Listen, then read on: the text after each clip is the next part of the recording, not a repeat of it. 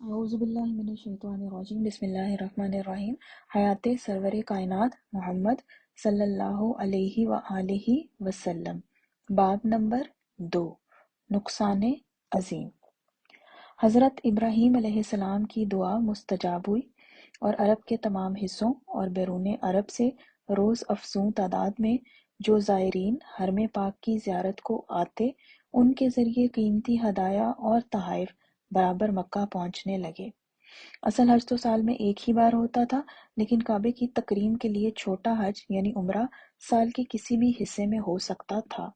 یہ مناسک انہی ضابطوں کے مطابق جو حضرت ابراہیم علیہ السلام اور حضرت اسماعیل علیہ السلام نے مقرر کیے تھے، جوش اور عقیدت کے ساتھ ادا کیے جاتے رہے۔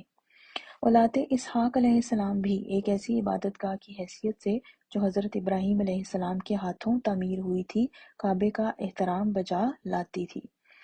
ان کی نگاہ میں اس کی حیثیت رب العزت کے معبدوں میں سے ایک دور افتادہ معبد کی تھی۔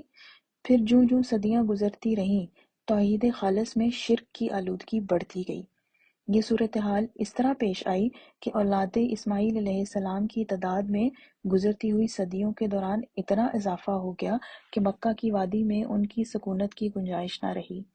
جو لوگ مکہ چھوڑ کر دوسری جگہ سکونت اختیار کرنے نکلے، وہ اپنے ساتھ حرم کے پتھر لیتے گئے اور انہی کے حوالے سے اپنی نئی رہائش گاہ میں رسوم ادا کرنے لگے۔ بعد ازاں ہمسایہ بت پرست قبائل سے اثر پذیری کے نتیجے میں ان پتھروں کے ساتھ جو ابھی تک محض یادگار کی حیثیت رکھتے تھے، بتوں کا اضافہ ہوتا گیا۔ بالآخر یہ معمول بن گیا کہ یہ لوگ حج و زیارت کے لیے مکہ آتے تو اپنے ساتھ پتھروں کو بھی لے آتے، اور ہمسایہ بت پرست قبائل سے حاصل کردہ بتوں کو بھی، اور ان کو کعبہ میں نصب کر دیتے۔ یہ وہ مرحلہ تھا جب یہودیوں نے حضرت ابراہیم علیہ السلام کی تعمیر کردہ عبادت گاہ کی زیارت ترک کر دی۔ حوالہ ابن اسحاق 15۔ بت پرستوں کا دعویٰ تھا کہ ان کے بت وہ قوتیں ہیں جو انسان اور خدا کے مابین واسطہ کا کردار ادا کرتی ہیں۔ اس عقیدے کے نتیجے میں وہ بالتدریج خدا سے دور ہوتے گئے اور خدا سے ان کا راست تعلق کم سے کم تر ہوتا گیا، اور وہ خدا سے جتنا دور ہوتے گئے، آنے والی دنیا یعنی آخرت کے حقیقت ہونے کا احساس ان کے اندر ماند پڑتا گیا، یہاں تک کہ ان میں سے بہت سے لوگوں کا ایمان ہی حیات بعد الموت، مرنے کے بعد کی زندگی پر سے اٹھ گیا۔ لیکن انہی کے درمیان کچھ ایسے لوگ بہرحال موجود تھے جو آخرت کی توجیہ کر سکتے تھے، آخرت کا عقلی وجوب دنیاوی زندگی کے منطقی نتیجے کے طور پر ثابت کر سکتے تھے۔ ان کے نزدیک واضح شہادت اس بات کی موجود تھی کہ وہ حق سے دور جا پڑے ہیں۔ اب ان کی رسائی چاہ زمزم تک نہ تھی، وہ یہ تک بھول گئے تھے کہ فی الحقیقت وہ ہے کہاں۔ اس صورتحال کی راست ذمہ داری قبیلہ جرہم کے لوگوں پر تھی جو یمن سے آئے تھے۔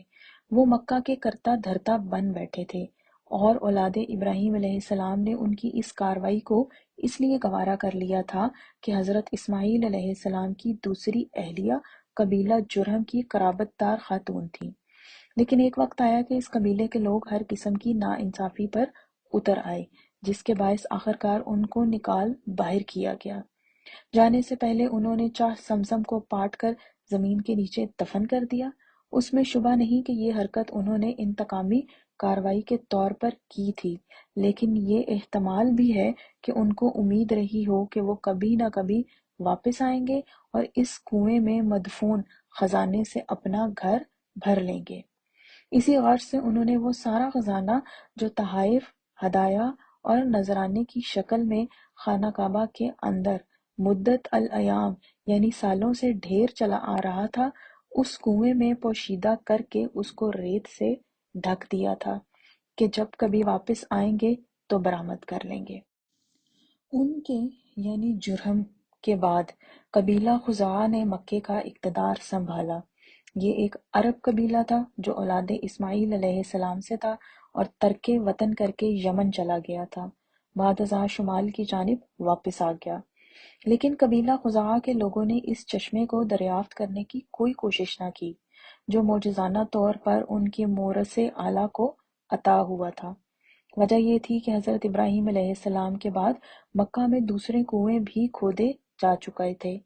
اس وجہ سے اس عطیہ خداوندی کی چندہ احتیاج باقی نہ رہ گئی تھی اور یہ مقدس کنواں تقریباً یادداشت سے محو ہو گیا تھا۔ اس طرح قبیلہ خزاعہ بھی قبیلہ جرہم کے جرم میں شریک و حصہ دار بن گیا۔ اس قبیلے کے لوگ ایک اور وجہ سے بھی مورد الزام ٹھہرے کہ ان کے ایک سردار نے شام سے واپس ہوتے ہوئے موابیوں سے خواہش کی کہ اپنے بتوں میں سے ایک بت اس کو دے دیں۔ انہوں نے حبل نامی اپنا بت اس کو دے دیا۔ وہ اس بت کو مکہ لے آیا اور عین کعبہ کے اندر اس کو نصب کر دیا۔ اب یہ مکہ کا سب سے بڑا بت قرار پایا۔ مشرکین مکہ جوش میں آنے پر یا جوش دلانے کے لیے اسی کی جے پکارا کرتے تھے۔